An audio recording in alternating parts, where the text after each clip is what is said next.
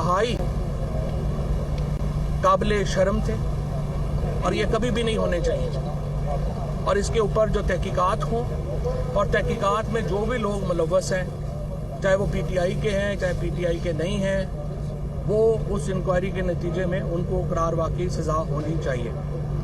बाकी जहाँ तक ताल्लुक मामलात का ताल्लुक है, इसकी वजह अहम तरीन वजह यह है कि देखिए हमारा पाकिस्तान से ताल्लुक है और जिसका पाकिस्तान से ताल्लुक है वो ये समझता है कि पाकिस्तान की फ़ौज से उसका ताल्लुक है, क्योंकि फ़ौज है तो पाकिस्तान है और पाकिस्तान है तो हम सब हैं।